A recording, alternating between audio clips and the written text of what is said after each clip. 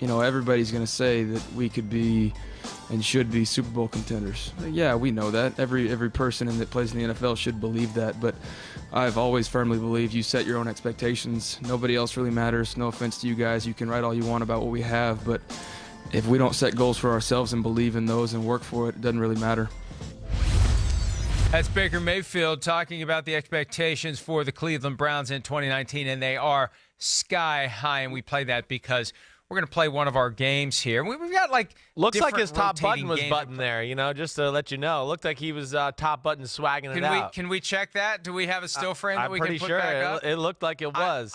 I'm going to yeah, can't really see. It. Well, yep, okay. Yeah. All right. It's close, though. I'm sure that let me do this. While we proceed, yes, the crew will find a photo of Baker Mayfield from yesterday that will either confirm or debunk your belief that your ridiculous stylistic choice is finally catching on after all these years. It's not catching on. I copy these guys. They're the kind of guys that do it, and I go, that looks cool. I'm going to do it. So I'm really copying people like them more than not. Yes.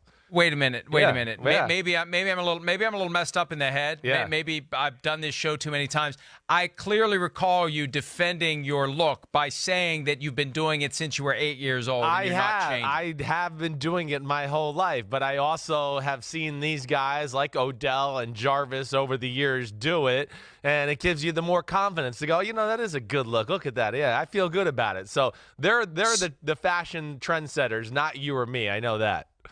So if I would start doing it, does that mean you would stop? Oh, but Jarvis on the left has top button swag. See it? No, but you're busted. I know, you're right. Baker's is open.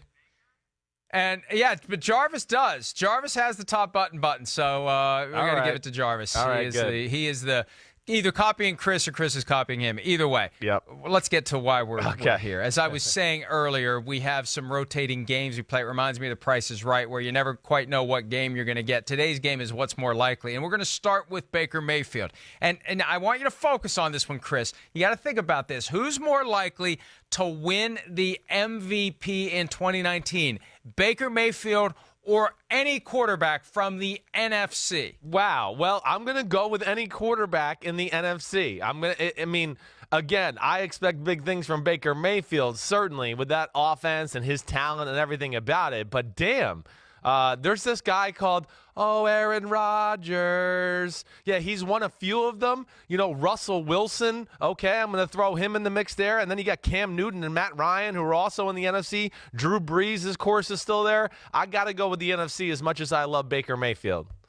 Hey, I always go with the field, except when the other choice is the Patriots. I always go with the field. Yeah, right. And you got to go with the field on this one. Too many great quarterbacks in the NFC. And also, because there are so many great teams in the AFC, you may not have that dominant team that is going to generate your MVP candidate. It's more likely that there will be a dominant team that rises up in the NFC because there's more of a vacuum there with all these great players who are now part of the AFC and all these great young quarterbacks. Yes. They're going to kind of cannibalize each other. That 14-2 team, I think this year is more likely to come from the NFC, and that 14-2 team more likely to generate the MVP. And if it's Carson Wentz healthy all year, Carson Wentz would be, of all the guys you mentioned, he's the one I would put at the top of the list. But the key for him is staying healthy all year long. All right, more likely to draft a quarterback in the first round. It's only coming up 3 weeks and 2 days away. The Raiders or the Giants? Ooh, this is a good one here. I'm going to go with the Giants, okay? The Raiders, I don't put anything outside the realm of John Gruden when it comes to the quarterback situation.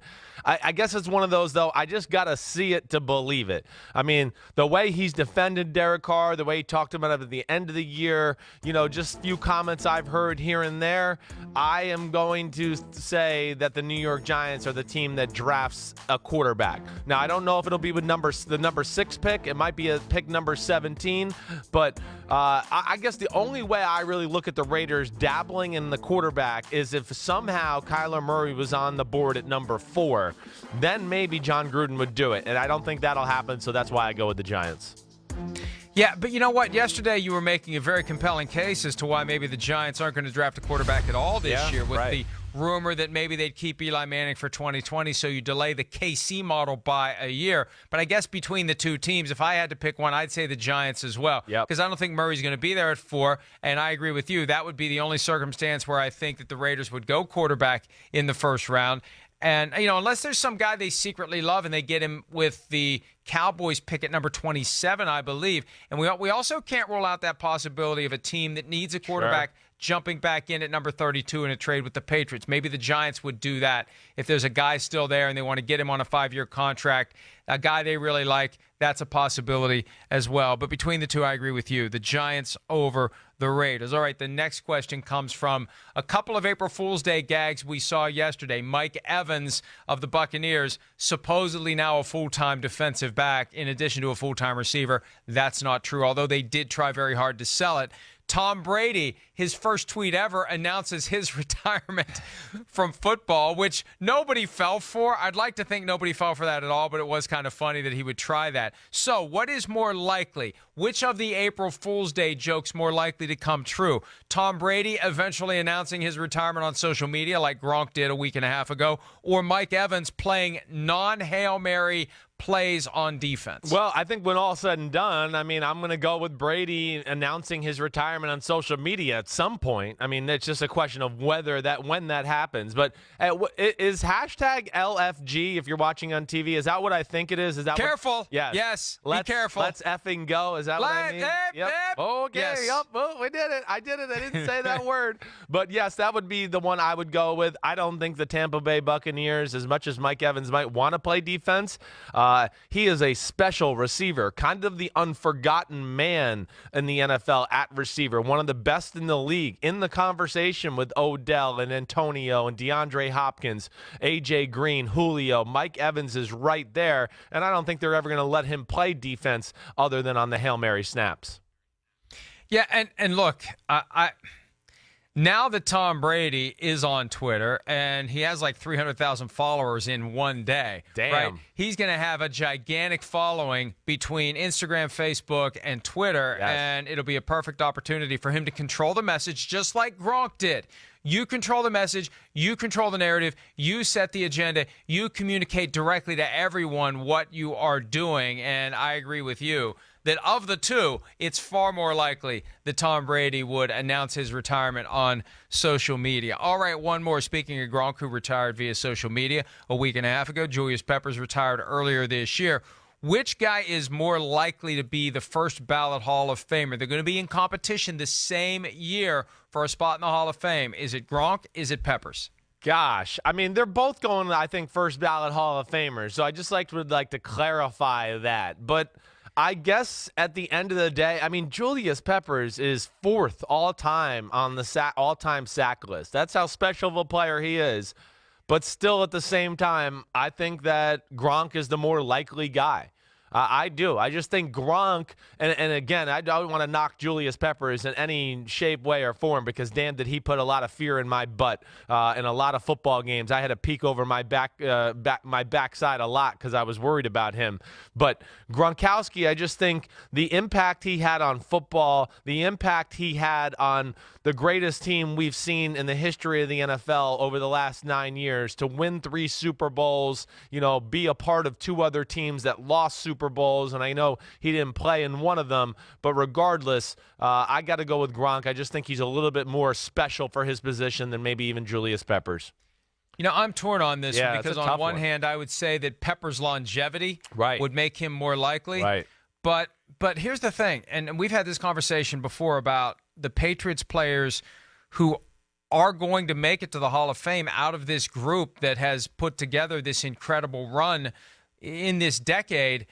Who are the Hall of Famers other than Tom Brady and Bill Belichick? Who jumps off the page? Gronk is the first one who jumps off the page. And even though, tight ends don't automatically get shoved into the Hall of Fame, there's a very good argument to be made that he's the best tight end of all time. Yep. And I think that they both get in. And between the two, I go back and forth, but I think Gronk was a bigger star than Peppers ever was. And the fact that he's got the hardware, the Super Bowl wins, that's the thing that makes the difference and would get him in before Peppers. So I reluctantly agree with you. Yeah, I hear you. It is. It's a tough one. I mean, because we're talking about an all-time legend. I mean, they're legends, freaks in nature. Julius Peppers, again, Mike, like I've said about a lot of the guys, or a few guys, I should say, not a lot of guys, but like Gronk was one of those people when you ran on the field and saw Julius Peppers the first time, and the first time I saw him was my junior year at Texas. We were playing North Carolina, and I remember running out to the 50-yard line, and we're going to get ready to do a little pat and go and get warmed up,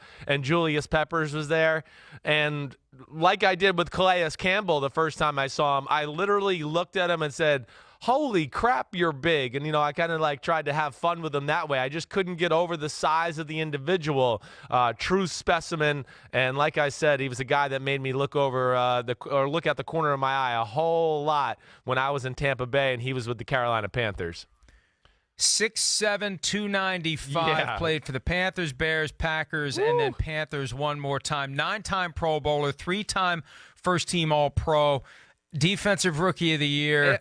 All-decade team. Oh, did he ever lead the league in sacks, though? I don't think he ever did. I feel like he's been around 12 and 13 a whole lot in the top 5 conversation. But, man, Mike, I saw him have one-handed interceptions and return it for touchdowns. The thing I always appreciated about him, I knew when he did hit me on the blind side, he wasn't going to just kill me and annihilate me. He actually had, like, feelings and compassion for the quarterback to a degree where, like, he would crush you and then, like, peel you off the turf and pick you up and like give you a slap on the butt like, hey, good job for getting up. I'll be back in a few minutes. So I love Julius Peppers and the way he approached the game. I do got to say that.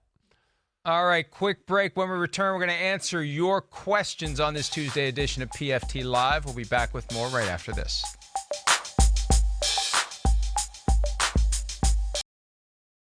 Hi, I'm Mike Tirico, and thanks for watching. Make sure to hit subscribe for the latest news and highlights from NBC Sports.